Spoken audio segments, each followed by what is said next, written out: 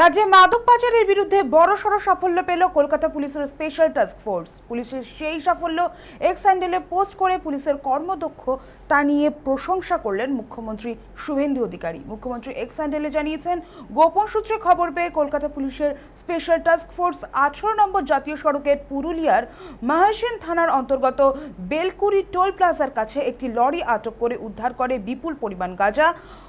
আন্তঃরাজ্য মাদক পাচার চক্রের সদস্যরা এই গাঁজা উড়িষ্যা হয়ে আসানসোলের দিকে নিয়ে যাচ্ছিল।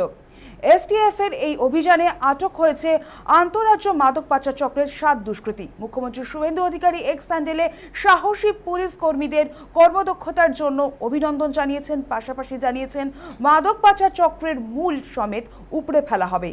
তিনি পুলিশ কর্মীদের নিরলস সতর্কতা ও নিষ্ঠার প্রশংসা করে বলেন, অপরাধ চক্রের বিরুদ্ধে কঠোর অভিযান ভবিষ্যতে অব্যাহত থাকবে। পুলিশ গোটা ঘটনার তদন্ত শুরু করেছে। ধৃতদের জিজ্ঞাসাবাদ করে এই আন্তঃরাজ্য মাদক পাচার চক্রের সঙ্গে আর কারা জড়িত এবং মাদকের চূড়ান্ত গন্তব্য কোথায় ছিল তা খতিয়ে দেখা হচ্ছে।